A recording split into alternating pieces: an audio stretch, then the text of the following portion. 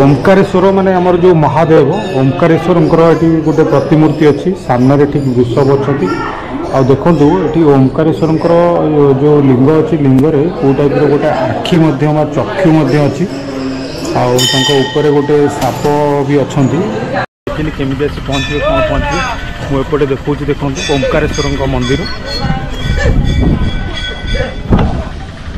ये लिखाई देखु श्री श्री ओंकारेश्वर देवंक मंदिर ये टाइप रही गोटे बहुत बड़ा वृषभंकर मूर्ति भी अच्छे आपटे आमर महादेव गोटे बहुत विशाल मूर्तिटे अच्छी पाखापाखि 20 फुट उच्चार मूर्तिटे अच्छी बहुत सारा दर्शक बा पर्यटक भी आसी आज तो दर्शक बंधु बर्तमान मंदिर भितर को जस्ट प्रवेश करगले डिटेल कह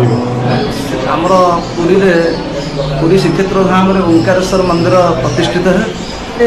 ये रोड रास्ता घाट किसी नाला इस श्रीमंदिर पश्चिम दिगरे ओंकारेश्वर मंदिर अवस्थित निघंच जंगल था या भितर चारिआड़ खाली कंटामण आ विभिन्न प्रकार गछपत्र सब थिला निघंच जंगल भितर उई हुंका थिला ये उई हुंका भितर महाप्रभु असंख्य असंख्य नाग साप थिले आमे निजे प्रत्यक्षदर्शी एवं आमे शुभ देइथुले मंदिर ये उई हुंका चारिपट चारिपार्श्व खाली कंटे कोड़ी विभिन्न प्रकार कंटा गछ थिला ऐसे उई हुंका भितर विराट गोटे दीर्घकाय वृद्ध नाग थिले जो नाग साप की नांगुड़ छिड़ी छिड़ी एकदम छोट हो जाते मुंडरे चुट्टी हो जाता बुझे ये जगार जी मालिक सी जाइए द्वादश ज्योतिर्लिंग बुलवा बुली बुली के ओंकारेश्वर मंदिर जो दर्शन कले से जन बाबाजी दर्शन कले देखा भितर ये सी भोग राग किनी भोग राग जनक ये भाविले ये मंदिर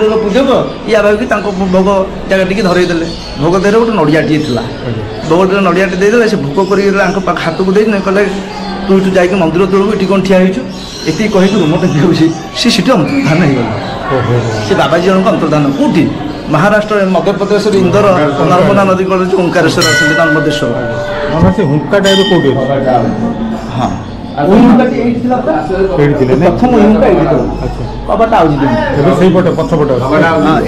प्रथम मूल उहिंका से रोषर द्वारा मूल उहिंका बंधु आपमती नना भाईना आमर कहले जे यहाँ हूँ साक्षात आपणकर जो भगवान माने महादेव निजे हुंकारु बाहरी थे बहुत सारा नाग साप रोते आउ जड़े नाग जी कि अति बयस हो देहरे लोम उठी जाता माने आप भावतु नाग साप देहरे लोम उठी माने ये सब जिन शुणा बहुत आश्चर्य ये हुंका एपर्यंत भी अच्छी आउटी लेखा भी होती नागराज आउ ये हुंकाटी भी आप देखु आसिले आप दर्शन करेंगे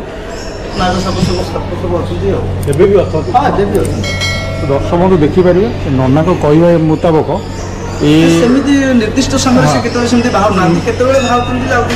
यही हुंका ही प्रथम हुंका थिला माने सेपटे मेन हुंका थिला ये छोट हुंका थिला यही हुंका भितर जो नाग साप रोचे एबे भी नना को कहवा मुताबक अच्छी बोली किंतु सेटा रिसेंटली देखा किंतु सेटा माने सब बेले से बाहरी से समय जो निर्दिष्ट समय आसो से बाहर तो आपण मैंने आसिले निश्चित दर्शन करेंगे साक्षात माने जहाँ को कहती माने भगवान आविर्भाव ये होता तो बंधु ये सरी आहरी अनेक जिनस अच्छी जोटा कि आपको आगू देखी एपटे आप देखु एपटे चिन्ह अच्छी बहुत भव्य भाव बनाई ये हूँ 108 लिंग 108 ज्योतिर्लिंग आज्ञा तो मल्लिकार्जुनम उज्जयिन्यां महाकाल ओंकारे नामकेश्वरम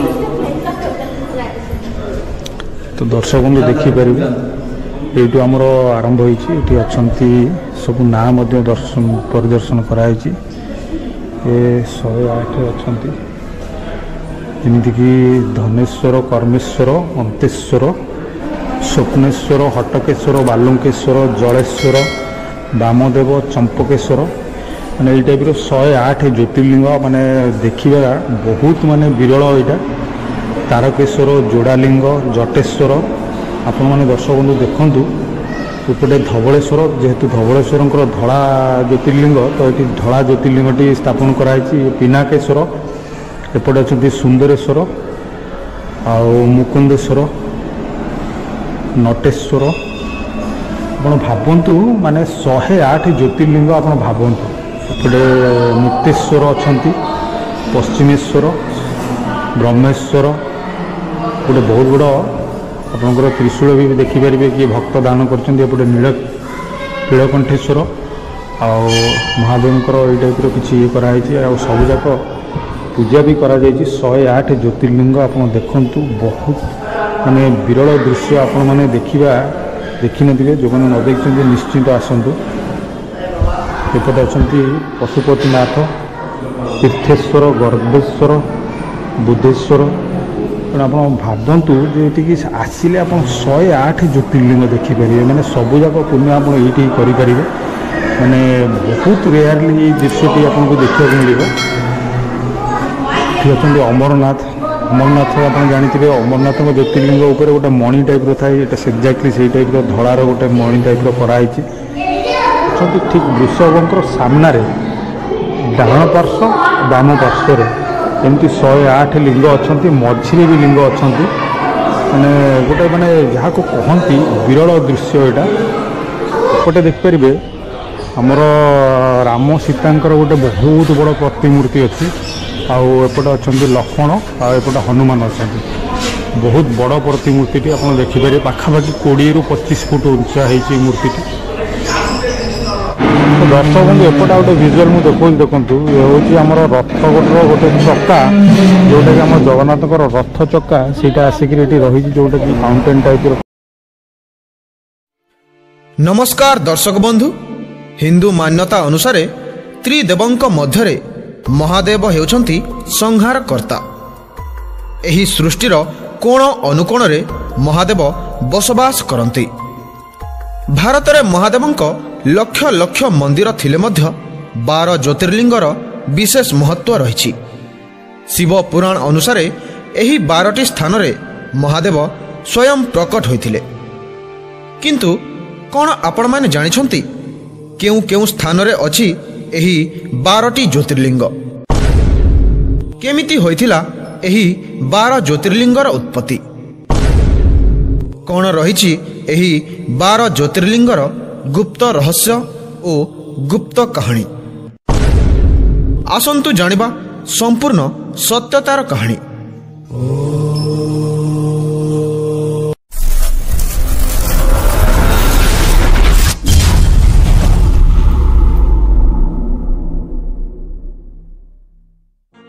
ବନ୍ଧୁଗଣ, ସଂସ୍କୃତ ଶବ୍ଦ ଜ୍ୟୋତିର ଅର୍ଥ ହେଉଛି ପ୍ରକାଶ ବା ଉଜ୍ଜ୍ୱଳତା ଏବଂ ଲିଙ୍ଗ ଶବ୍ଦର ଅର୍ଥ ହେଉଛି ଚିହ୍ନ ବା ପ୍ରତୀକ। ଏଭଳି ଭାବରେ ଜ୍ୟୋତିର୍ଲିଙ୍ଗର ଅର୍ଥ ହେଉଛି ମହାଦେବଙ୍କ ଉଜ୍ଜ୍ୱଳିତ ପ୍ରତୀକ। ମହାଦେବଙ୍କ କୌଣସି ଆକାର ନାହିଁ, ସେ ହେଉଛନ୍ତି ନିରାକାର। ସେଇଥିପାଇଁ ଶିବଲିଙ୍ଗକୁ ମହାଦେବଙ୍କ ଚିହ୍ନ ବା ପ୍ରତୀକ ରୂପରେ ପୂଜା କରାଯାଏ। ଭାରତ ଭୂଖଣ୍ଡରେ ମହାଦେବଙ୍କ ଅନେକ ସ୍ୱୟଂ ପ୍ରକଟିତ ଲିଙ୍ଗମାନ ରହିଅଛି, କିନ୍ତୁ ସେଥିମଧ୍ୟରୁ 12ଟି ଜ୍ୟୋତିର୍ଲିଙ୍ଗର ବିଶେଷ ମହତ୍ତ୍ୱ ରହିଛି। ଆସନ୍ତୁ ଜାଣିବା ସେହି 12 ଜ୍ୟୋତିର୍ଲିଙ୍ଗ ପଛରେ ଥିବା ପୌରାଣିକ ଓ ଐତିହାସିକ ମାନ୍ୟତା। ପ୍ରଥମେ ସୋମନାଥ ଜ୍ୟୋତିର୍ଲିଙ୍ଗ। 12ଟି ଜ୍ୟୋତିର୍ଲିଙ୍ଗ ମଧ୍ୟରେ ସୋମନାଥ ଜ୍ୟୋତିର୍ଲିଙ୍ଗ ହେଉଛି ପୃଥିବୀର ପ୍ରଥମ ଜ୍ୟୋତିର୍ଲିଙ୍ଗ। ସୋମନାଥ ଜ୍ୟୋତିର୍ଲିଙ୍ଗ ଗୁଜରାଟ ରାଜ୍ୟର ସୌରାଷ୍ଟ୍ରଠାରେ ଅବସ୍ଥିତ। ଏହି ମନ୍ଦିର ଚନ୍ଦ୍ରଦେବଙ୍କ ସହିତ ଜଡ଼ିତ ହୋଇଥିବାରୁ ଏହାର ନାମ ସୋମନାଥ ହୋଇଥିଲା। ପୌରାଣିକ ମାନ୍ୟତା ଅନୁସାରେ ଚନ୍ଦ୍ରଦେବ ଦକ୍ଷଙ୍କ 27 ଗୋଟି ଝିଅଙ୍କ ସହିତ ବିବାହ କରିଥିଲେ, କିନ୍ତୁ ସେ 27 ରାଣୀଙ୍କ ମଧ୍ୟରୁ ରୋହିଣୀ ନାମକ ରାଣୀଙ୍କୁ ବେଶୀ ଭଲ ପାଉଥିଲେ ଏବଂ ଅନ୍ୟ 26ଟି ରାଣୀଙ୍କୁ ଅଣଦେଖା କରୁଥିଲେ। ଫଳରେ ସେହି 26 ଗୋଟି ରାଣୀ ପିତା ଦକ୍ଷଙ୍କ ପାଖକୁ ଆସି ତାଙ୍କର ଦୁଃଖ ଜଣାଇଥିଲେ। ଫଳରେ ଦକ୍ଷ ଚନ୍ଦ୍ରଦେବଙ୍କୁ କ୍ଷୟ ରୋଗରେ ପୀଡ଼ିତ ହେବାର ଅଭିଶାପ ଦେଲେ। ଫଳରେ ଚନ୍ଦ୍ରଦେବଙ୍କ ସୌନ୍ଦର୍ଯ୍ୟତା କମିବାରେ ଲାଗିଲା। ଏହି ଅଭିଶାପରୁ ମୁକ୍ତି ପାଇବା ପାଇଁ ଚନ୍ଦ୍ରଦେବ ମହାଦେବଙ୍କ ଉପାସନା କରିଥିଲେ ଏବଂ ମହାଦେବ ଚନ୍ଦ୍ରଦେବଙ୍କୁ ଅଭିଶାପରୁ ମୁକ୍ତି କରିଥିଲେ। ସେହି କାରଣରୁ ଚନ୍ଦ୍ରଦେବଙ୍କ ଉଜ୍ଜ୍ୱଳତା 15 ଦିନ ବଢ଼ି ବଢ଼ିଯାଏ ଏବଂ 15 ଦିନ କମି କମିଯାଏ। ପୌରାଣିକ ମାନ୍ୟତା ଅନୁସାରେ ଚନ୍ଦ୍ରଦେବ ଏହି ମନ୍ଦିରକୁ ସୁନାରେ ନିର୍ମାଣ କରିଥିଲେ। ପରେ ପରେ ରାବଣ ଏହି ମନ୍ଦିରକୁ ଚାନ୍ଦିରେ ଏବଂ ଶ୍ରୀକୃଷ୍ଣ ଚନ୍ଦନରେ ନିର୍ମାଣ କରିଥିଲେ।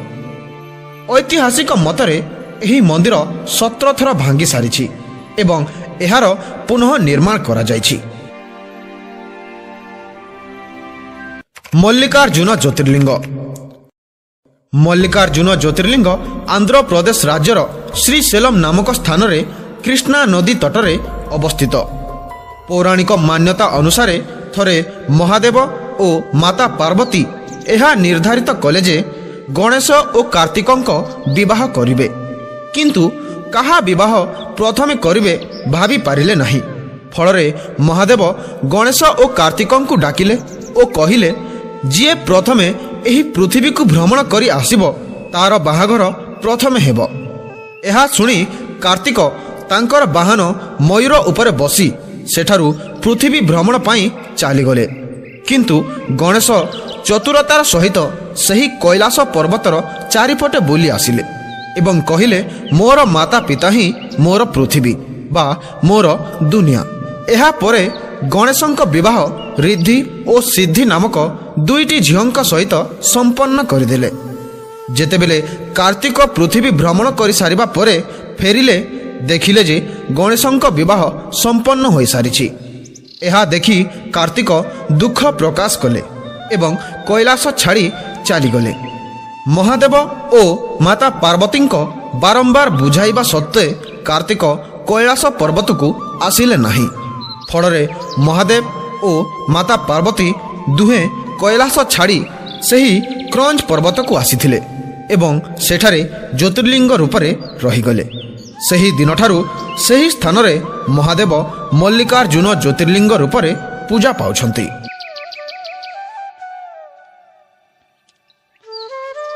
ମହାକାଳେଶ୍ୱର ଜ୍ୟୋତିର୍ଲିଙ୍ଗ। ମହାକାଳେଶ୍ୱର ଜ୍ୟୋତିର୍ଲିଙ୍ଗ ମଧ୍ୟପ୍ରଦେଶର ଉଜ୍ଜୈନଠାରେ ଶିପ୍ରା ନଦୀ କୂଳରେ ଅବସ୍ଥିତ। ମହାକାଳେଶ୍ୱର ଜ୍ୟୋତିର୍ଲିଙ୍ଗ ସ୍ୱୟମ୍ଭୁ ଅଟେ। ସେ ସ୍ୱୟଂ ଏଠାରେ ପ୍ରକଟିତ ହୋଇଛନ୍ତି। ଏହି ଜ୍ୟୋତିର୍ଲିଙ୍ଗର ବିଶେଷତ୍ୱ ଏହା ଯେ ଏହା ଏକମାତ୍ର ଦକ୍ଷିଣମୁଖୀ ଜ୍ୟୋତିର୍ଲିଙ୍ଗ ଅଟେ। ଏଠାରେ ପ୍ରତ୍ୟେକ ଦିନ ସକାଳ 4ଟାରେ ଭସ୍ମ ଆରତି କରାଯାଏ, ଯାହାକି ବିଶ୍ୱ ପ୍ରସିଦ୍ଧ ଅଟେ। ଉଜ୍ଜୈନର ଲୋକମାନେ ମହାକାଳଙ୍କୁ ତାଙ୍କର ରାଜା ମାନନ୍ତି।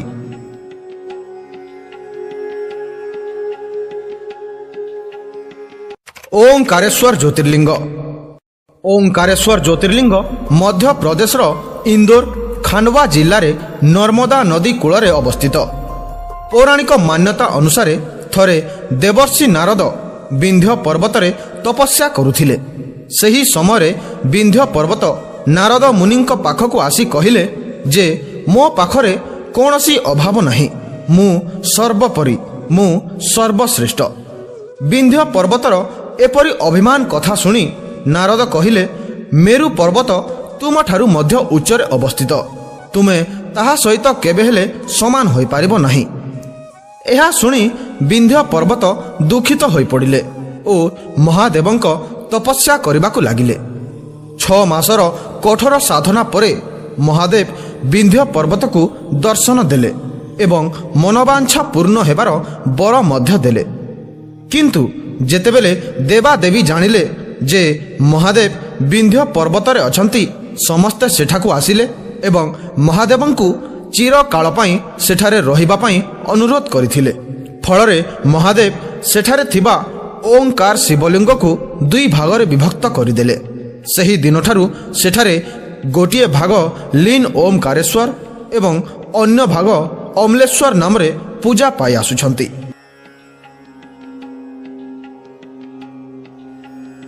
ବୈଦ୍ୟନାଥ ଜ୍ୟୋତିର୍ଲିଙ୍ଗ। ବୈଦ୍ୟନାଥ ଜ୍ୟୋତିର୍ଲିଙ୍ଗ ଝାଡ଼ଖଣ୍ଡର ଦେବଗଡ଼ ଠାରେ ଅବସ୍ଥିତ।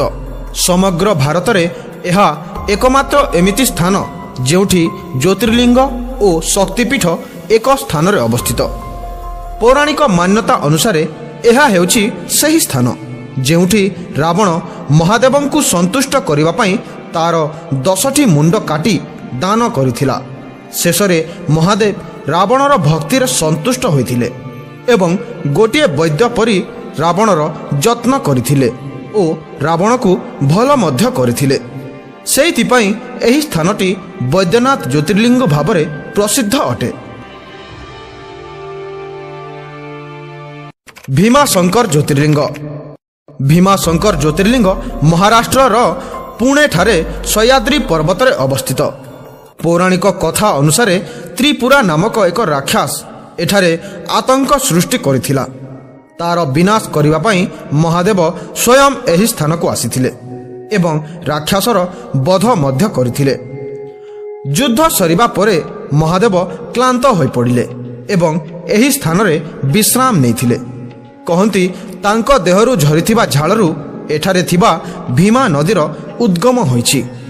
ସେହି ଦିନଠାରୁ ସେଠାରେ ଭୀମାଶଙ୍କର ଜ୍ୟୋତିର୍ଲିଙ୍ଗ ଚିରକାଳ ପାଇଁ ପୂଜା ପାଇ ଆସୁଅଛି।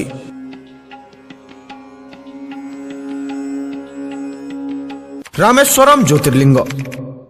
ରାମେଶ୍ୱରମ୍ ଜ୍ୟୋତିର୍ଲିଙ୍ଗ ତାମିଲନାଡୁ ଜିଲ୍ଲାର ରାମନାଥପୁରମ୍ ଠାରେ ଅବସ୍ଥିତ। ଏହା 4 ଧାମ ମଧ୍ୟରେ ଏକ ଧାମ ମଧ୍ୟ ଅଟେ। ଏହି ଜ୍ୟୋତିର୍ଲିଙ୍ଗର ସ୍ଥାପନ ସ୍ୱୟଂ ଶ୍ରୀରାମ କରିଥିଲେ।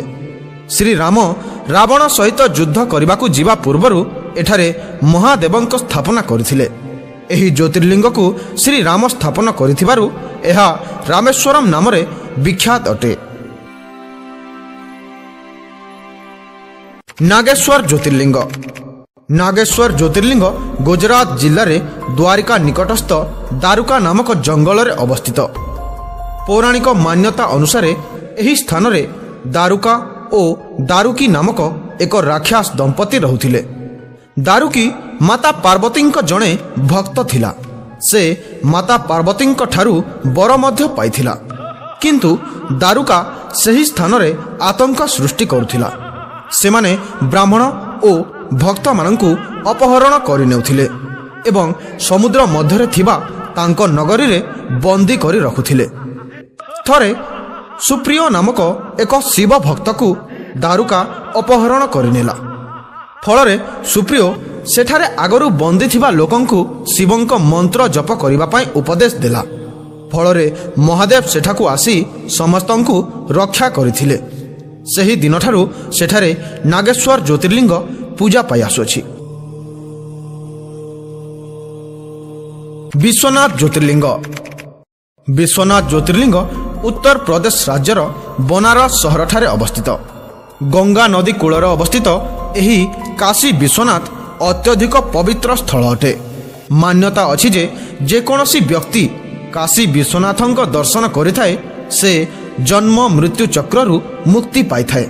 କହନ୍ତି ଏହି ସ୍ଥାନ କେବେ ହେଲେ ନଷ୍ଟ ହେବ ନାହିଁ, କାରଣ ମହାଦେବ ନିଜେ ଏହି ସ୍ଥାନର ରକ୍ଷା କରୁଛନ୍ତି।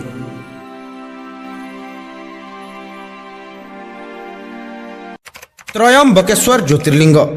ମହାରାଷ୍ଟ୍ର ନାସିକ ପାଖରେ ତ୍ରୟମ୍ବକେଶ୍ୱର ଜ୍ୟୋତିର୍ଲିଙ୍ଗ ଅବସ୍ଥିତ।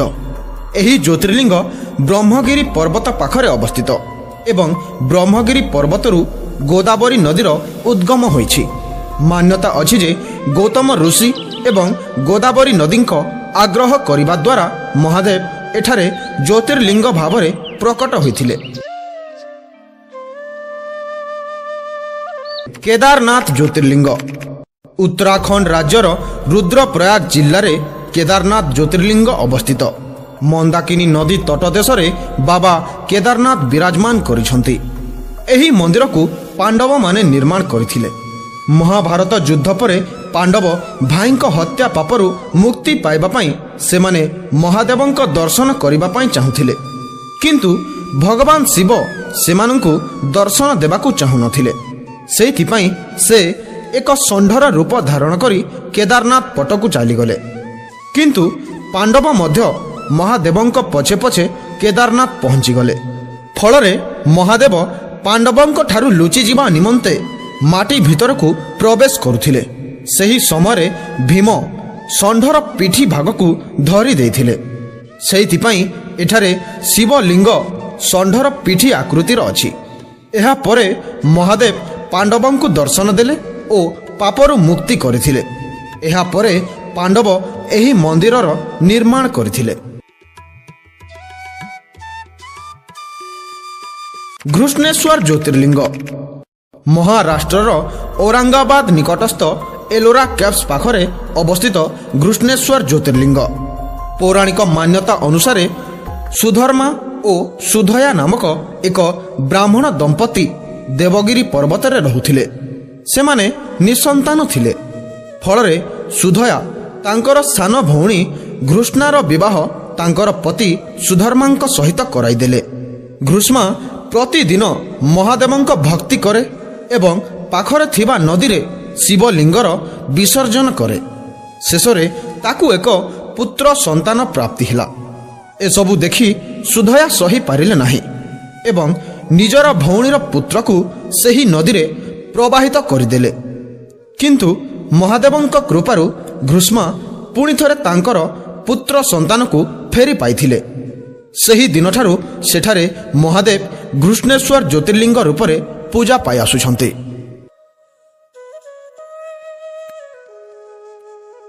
ତ ବନ୍ଧୁଗଣ, ଏହା ଥିଲା 12 ଜ୍ୟୋତିର୍ଲିଙ୍ଗର ସ୍ଥାପନ ପଛରେ ଥିବା ସମ୍ପୂର୍ଣ୍ଣ ସତ୍ୟତା ଓ ଗୁପ୍ତ ରହସ୍ୟ। ଭିଡ଼ିଓଟି କେମିତି ଲାଗିଲା କମେଣ୍ଟ ମାଧ୍ୟମରେ ଜଣାନ୍ତୁ ଏବଂ ପ୍ରତ୍ୟେକ ସୋମବାର ସକାଳ 9ଟାରେ ଏମିତି ଏକ ରହସ୍ୟମୟ କାହାଣୀ ସମ୍ପର୍କରେ ଜାଣିବା ପାଇଁ ଚ୍ୟାନେଲକୁ ମଧ୍ୟ ସବସ୍କ୍ରାଇବ୍ କରି ରଖିଥାନ୍ତୁ। ଭିଡ଼ିଓକୁ ଶେଷ ଯାଏଁ ଦେଖିଥିବାରୁ ଅଶେଷ ଅଶେଷ ଧନ୍ୟବାଦ।